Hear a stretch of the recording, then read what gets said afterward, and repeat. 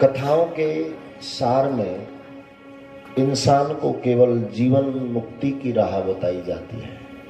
कोई भी कथा, भागवत की कथा हो, महाभारत की कथा हो, रामायण की कथा हो, शिव कथा हो, कोई भी ग्रंथ की, कोई भी शास्त्र की कथा हो, वो इंसान को सद्मार्ग बताती है। अथवा तो आदमी, मानवी के भीतर जो विकार हैं, जो बुराइयां हैं, देखो कोई इंसान संसार में ऐसा नहीं जिसमें कोई ना कोई खामी ना हो, कोई ना कोई दुर्गुण ना हो, कोई ना कोई गलती उसके जीवन में ना हो, कोई ऐसा नहीं। इंसान तो कोई है,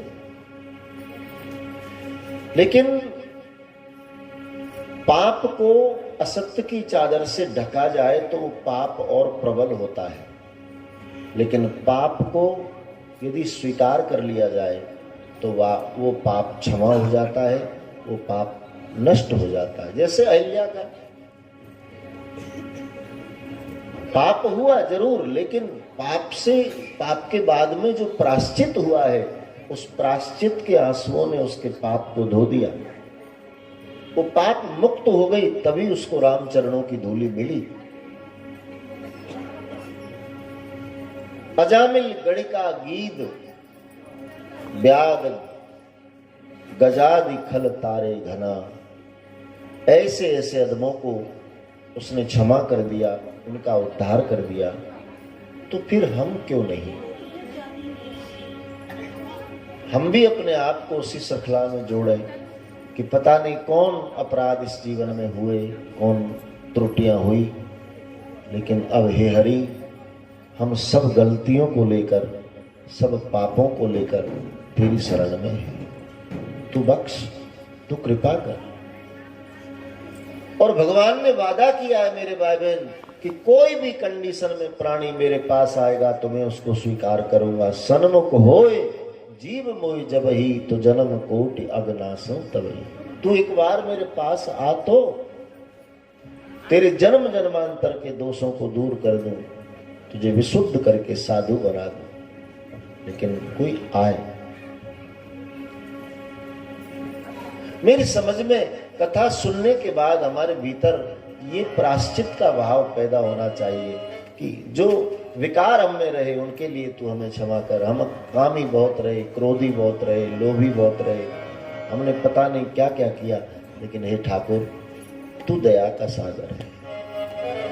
कथा सुनने के बाद यदि ये भाव भीतर नहीं आया ना मेरे भाई बहन, तो कथा सुनना बेकार है। प्रायश्चित भाव पैदा होना चाहिए, क्योंकि वो दयालु है और हम दीन हैं। तो ये प्रायश्चित भाव हमारे भीतर आना चाहिए। सत्संग के बाद में यदि ये भाव नहीं जागा तो उसकी समझो हमको फलश्रुति मिली नहीं। फिर लोक वैभव में आप फलश्रुति देखो तो वह आपकी इच्छा है कि मैं पूजा करूं तो मेरी दुकान अच्छी चले, मैं पूजा करूं तो मेरा प्रमोशन अच्छा हो, मैं पूजा करूं तो मेरे घर में समृद्धि बढ़े। ये लौकिक जो प्रतिफलात्मक स्थिति है, उसमें यदि इंसान की रुचि हो तो बात अलग है। बाकी मेरी समझ में कथा सुनने का सही फल कि हमारे भीतर प्रायश्चित भाव जागे। अवगुण चित्त न धरो। हे हरि, एक नदी है, एक नाली है, इनको कम करो। और आप सब जानते हो कि नदी का पानी स्वच्छ है और नाली का पानी मैला है। दुनिया भर की गंदगी बहकर जाती है, लेकिन वो नाली का पानी जब जाकर जब गंगा नदी में मिल जाता है तो फिर वो नाली का नहीं रहता, वो नाली का पानी भी गंगा जल के समान हो जाता है, क्योंकि विपुलता, पवित्रता। इंसान लाख मैला हो, लाख पापी हो, लाख अवगुण हो, दुर्गुण हो, लेकिन हरि को बजते बजते सतत ब्रह्म हो जाता है। क्योंकि घटना घटी, उल्टा नाम जपत जग जाना, वाल्मीकि भय ब्रह्म समान। घटना घटी।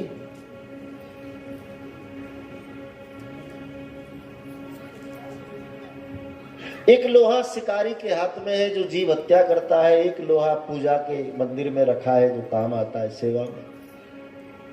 लेकिन दोनों लोहे को आप पारस को स्पर्श कराओ तो पारस दोनों में अंतर नहीं देखेगा कि ये शुद्ध है या शुद्ध है, ये पूजा में था ये शिकार में था। नहीं, पारस दोनों को सोना बनाएगा। ऐसे परमात्मा पारस है। केवल भजनानंदी ही उनके पास जाए, उन्हीं की सुनवाई हो ऐसा नहीं, पापी भी उनके पास जाएगा तो बराबर उसकी भी सुनवाई है, क्योंकि उसने वादा किया भटके हुए को मैं पहले शरण में स्वीकार करता हूं। सन्मुख होए जीव मोए जबहि, तो जन्म को अब नासहु तबहि। जन्म जन्मांतर के पाप नाश हो जाते हैं जब साधक के भीतर प्रभु के लिए प्रति अपने लिए प्रायश्चित भाव जानता है। कथा सुनने के बाद यदि परिवर्तन ना आए स्वभाव में, व्यवहार में, वाणी में, क्रियाओं में, यदि परिवर्तन ना आए तो कथा सुनना बेकार है। परिवर्तन आना चाहिए मेरे भाई, तब कथा का सच्चा फल है। हम क्रोध पर नियंत्रण करने लगे, हम काम पर काबू करने लगे, हम लोभ को नियंत्रित करने लगे, हम यथार्थ को समझने लगे, रास्ते को चुनने लगे, ऐसी बातें यदि आए तो समझो कथा सुनना सफल है। आखिरी दिन है, इसलिए मैं आपको महत्वपूर्ण बातें बताते हुए आगे चलूं, क्योंकि सुने और ऐसे ही बह जाए तो उसका कोई मतलब नहीं।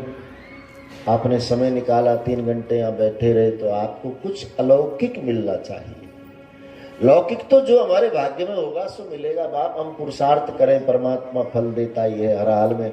आदमी सुबह से शाम तक दुकान पर बैठा रहे तो उसको इतना तो जरूर दे देता है कि अपने परिवार का पालन कर सके। साईं इतनो दीजियो या मैं कुटुंब समाए, मैं भी भूखा ना रहूं, मेरा अतिथि ना भूखा जाए। तो वो अपने आप कि ये अलौकिक समझ हमारे भीतर आनी चाहिए।